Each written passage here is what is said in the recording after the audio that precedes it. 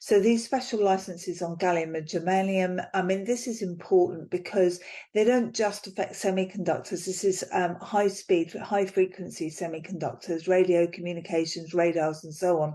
And the other important thing is that they also have very high levels of heat resistance. So they're used in missiles and things like that. The actual coating of gallium and germanium is used in missiles as well. So what it's doing effectively is it's weaponizing that rare earths and critical minerals supply chain.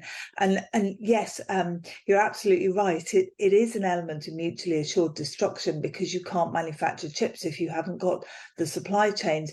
But these export controls are going to be fairly limited, and you can see them as retaliatory for all the other activities that the United States and the Netherlands and so on. We've all been thinking about export controls on China because effectively this is how we're trying to constrain Chinese power.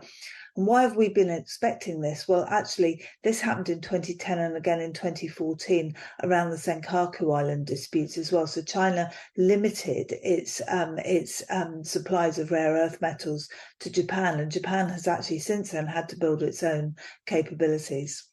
So, Rebecca, if we think about what comes next and where we go to from here, we've got Janet Yellen going to be in China having negotiations. There's concern about what's been playing out geopolitically with the mutiny in Russia recently. How do we piece together the geopolitical events and whether there could be any rowing back from the current situation?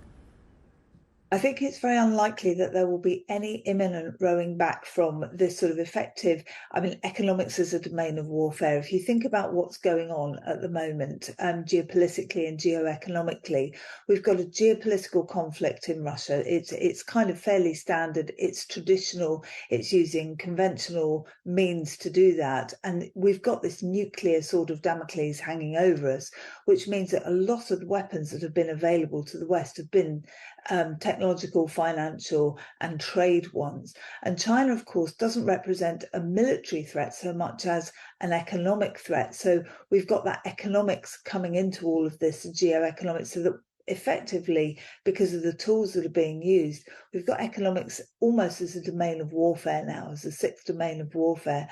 And I can't see this actually abating anytime soon because the whole idea at the moment, and we've got debates around decoupling, which Janet Yellen says is ridiculous. This is all about how we manage our supply chains and actually in the end make supply chains resilient. Rebecca, really great to see you again, turning your hand to China this morning.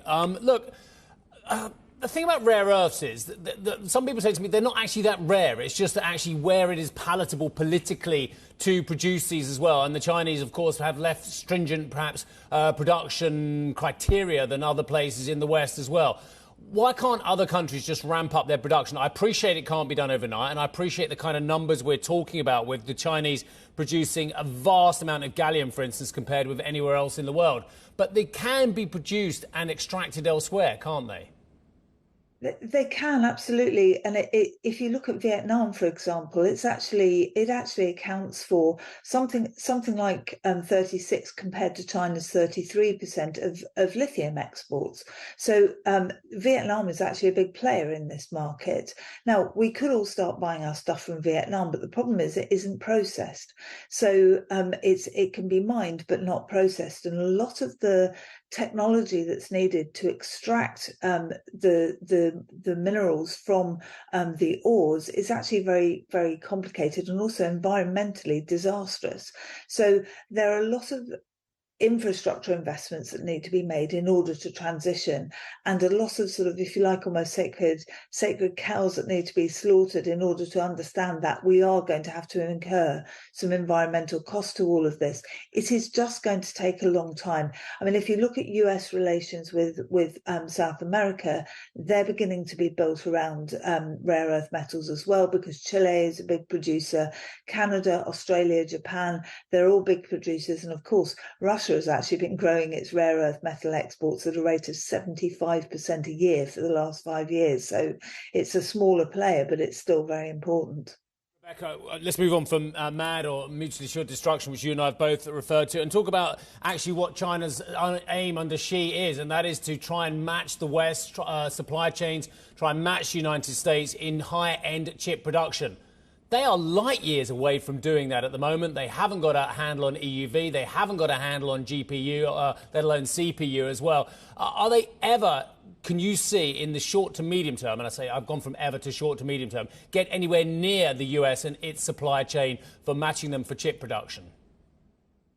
I think it's a work in progress, as you say, and I think it's unlikely in the short term that China will get anywhere near the United States in that high-end production. And its focus has always been on this mid-tier. It is still a middle-income economy, and a lot of its economic problems at the moment are it trying to avoid that middle income trap of low productivity and sort of investment flagging as well. So China has its own economic problems. It makes a lot of noise around technology and always has done. And in a sense, this is a reaction in the West to a perceived threat, a threat in the future, constrain the power now, because China is seen as having intentions and also threatening US dollar hegemony and so on. So it's actually a much bigger picture than just semiconductors.